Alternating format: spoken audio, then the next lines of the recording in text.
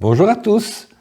Aujourd'hui, j'ai envie de vous raconter une histoire extraordinaire, celle du Jésus noir Simon Kimbangu. C'est une histoire passionnante parce qu'elle se passe en 1921 et qu'on a beaucoup de sources de l'époque qui nous permettent de comprendre comment naît un prophète, comment surgit une église à partir de sa prédication et comment s'écrit un évangile à partir de témoins exaltés et qui n'ont pas toujours beaucoup d'instructions. C'est un Jésus observable dans son jus, dans son contexte, et qui nous permet d'un peu comprendre et de nous mettre dans la peau des Juifs et des Romains, d'imaginer comment eux ont vu Jésus et de comprendre qu'à leur place, on aurait peut-être aussi condamné Jésus. Vous allez voir que Kimbangu, c'est vraiment une copie conforme de Jésus, mais en noir. Il est peu instruit, mais quand même beaucoup plus que les prophètes ou les apôtres du temps du Christ. Il a été baptisé et instruit par la mission baptiste au Congo. Il ambitionne d'être pasteur, mais les missionnaires ne l'acceptent pas. Alors il tente d'être au moins catéchiste pendant un temps. Il se marie, il aura 3 enfants qui développeront une entreprise kimbanguiste. Voici la photo habituelle de Kimbangu, qui n'est malheureusement pas très nette, c'est celui de droite. Sa prédication commence en avril 1921, c'est-à-dire il y a 100 ans. Sa prédication va durer jusqu'à son arrestation en septembre de la même année, c'est-à-dire après quelques mois, comme pour Jésus. Et il faut qu'il ait justement 33 ans comme Jésus, c'est pour ça que certains le font naître en 1887. Et vous voyez sur la dernière photo, une de ces statues géantes. Le 6 avril 1921, il guérit par l'imposition des mains une femme malade à Léopoldville. Selon les versions, il s'agit d'une vieille femme, d'une jeune femme, d'une femme enceinte, d'une guérison, d'une résurrection. C'est pas très clair, mais puisqu'il y a une date, le 6 avril, ça donne l'impression d'un fait réel. Et ensuite, il retourne dans son village Nkamba, mais il est précédé par sa réputation de guérisseur et il va attirer les foules. Enfin, quelqu'un de plus puissant que les Blancs. Et lui-même, il y croit. Il a été formé par les missionnaires pour croire que derrière le monde réel, il y a un monde surnaturel où tout est possible et qu'il suffit d'avoir la foi. Il croit dans cette guérison miraculeuse et il croit dans sa foi. Et il croit en lui, alors les autres vont croire en lui aussi. Et il croit avoir une mission. Et de là commence sa prédication et son succès de foule. Il a parlé avec Dieu. Et en même temps que sa formation, les missionnaires lui ont enseigné en fait tous les trucs de Jésus. Ses miracles, sa façon de parler. Et ça marche. Il prophétise à tout va. Il dit ce que les gens veulent entendre, il leur annonce de bonnes choses sans que ça ne leur coûte rien, puisque c'est pour plus tard. Et il ne réalise jamais rien de concret, si ce n'est des actes de thaumaturgie dont le témoignage est toujours très discutable. Les gens viennent de loin pour se faire guérir. Les éclopés font la course pour être guéris par Kimbangu. Certains se sentent guéris et font de la publicité pour le prophète, d'autres sont déçus et vont se plaindre chez les concurrents, les missionnaires, en leur disant « Vous savez, Kimbangu, mais Kimbangu se défend évidemment avec le soutien de ses acolytes et il leur dit « Mais si ça n'a pas marché, c'est parce que vous n'avez pas assez la foi. » Alors en quelques semaines, Kimbangu attrape le gros coup et il n'y a plus de limite. Comme pour Jésus qui passe d'une prédication paisible, orientée vers les autres, à un stade où il se prend pour Dieu et veut que tout le monde lui obéisse, eh bien Kimbangu aussi, à un moment donné, se prend pour Dieu. Il est l'envoyé du Dieu Tout-Puissant.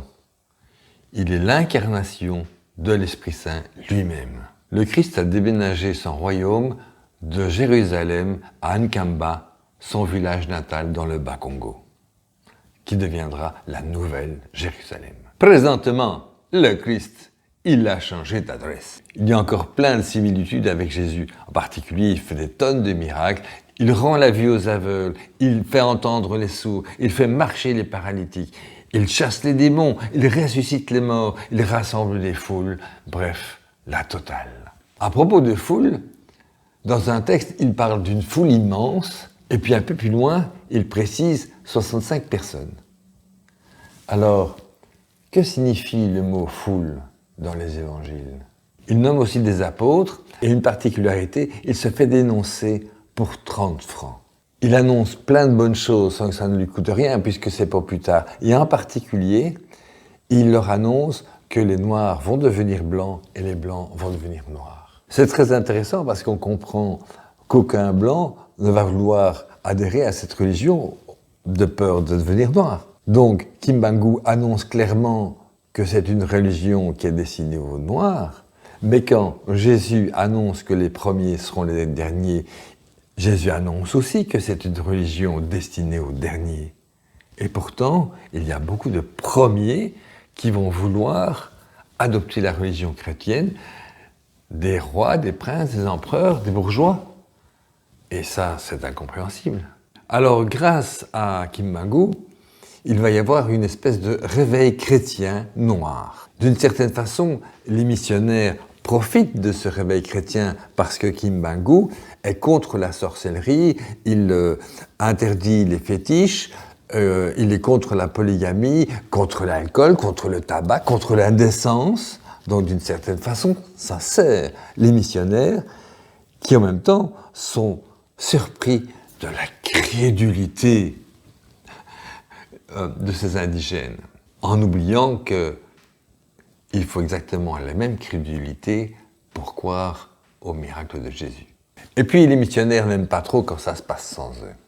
Ainsi, les missionnaires vont finir par rejeter Kimbangu, tout en se battant entre eux, comme le faisaient les différentes confessions juives. Par exemple, les catholiques vont reprocher aux protestants d'avoir favorisé le mouvement prophétique de Kimbangu. Et on peut comprendre cette tension parce que la fréquentation des églises baisse, des dispensaires se vident parce que les gens préfèrent une guérison miraculeuse qui est bien plus efficace que d'attendre au dispensaire. Il prophétise aussi la fin de la domination du Congo et la disparition de la race blanche abominable, un peu comme à Jérusalem, on prédisait aussi la fin de la domination romaine. Donc, il se retrouve poursuivi à la fois par le mouvement religieux et par l'administration coloniale. Finalement, il est capturé le 12 septembre 1921 et déféré devant un tribunal militaire. La lecture du verdict du jugement est édifiante. D'abord par sa partialité, Kimbangu n'avait vraiment aucune chance.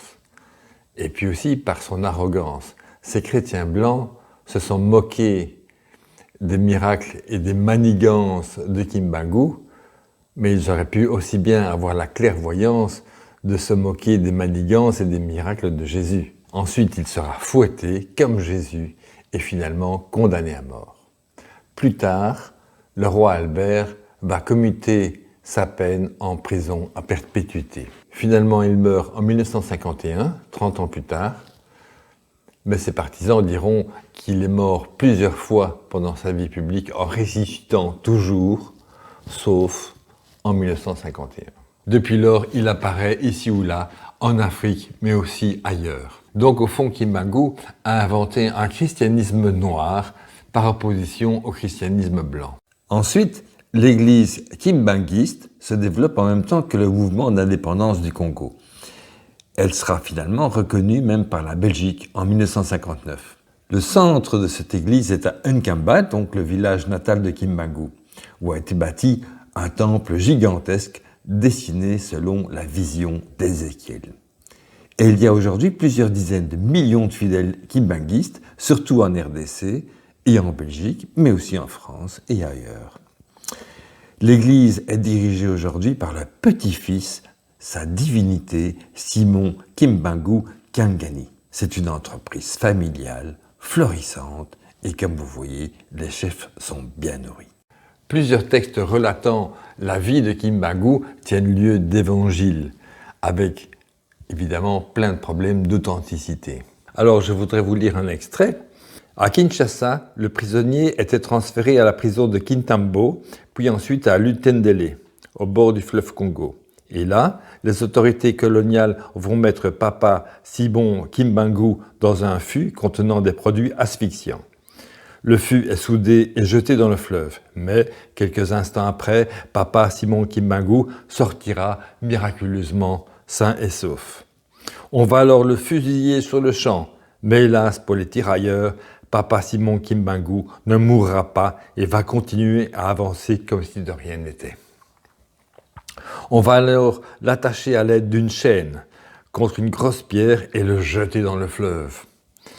Papa Simon Kimbangu réapparaîtra et marchera tranquillement sur les eaux du fleuve pour revenir se livrer à ses tortionnaires. Toutes les tentatives d'assassinat du prisonnier échouèrent. Alors, un autre extrait. À l'annonce de la mort de Papa Simon Kimbangu, les autorités coloniales étaient très joyeuses. Et le même samedi 13 octobre 1951, un dîner fut organisé à l'hôtel Regina de Kinshasa. En plein dîner, Papa Simon Kimbangu réapparaît physiquement en leur présence. C'était la vraie panique, la grande débandade. Chacun prenait ses jambes à son cou. Il y eut des fractures et des blessures au cours des fuites tout azimut. Le seul Congolais témoin présent de cette soirée fut par la suite envoyé en Belgique avec toute sa famille pour garder secrète cette nouvelle très troublante. Le témoin divulgua néanmoins le secret au premier fils de Papa Simon Kimbangu. Comment aurions-nous jugé cet homme à leur place? Est-ce que nous aurions confirmé qu'il était l'incarnation du Saint-Esprit et l'auteur de miracles? Est-ce que nous aurions choisi de nous prosterner devant lui? Et aujourd'hui, l'Église kimbanguiste est capable, comme l'Église catholique, d'ergoter sur des points de doctrine parfois très éloignés de ce qu'a dit ou pensé le prophète. Voilà des siècles qu'on se bat pour des dieux issus de témoignages vraiment très flous. Alors, la prochaine vidéo, les péchés n'existent pas. Ciao! Si vous voulez découvrir encore d'autres aspects rigolos de la Bible, je vous recommande le livre « Où diable Dieu se cache-t-il dans la Bible ?»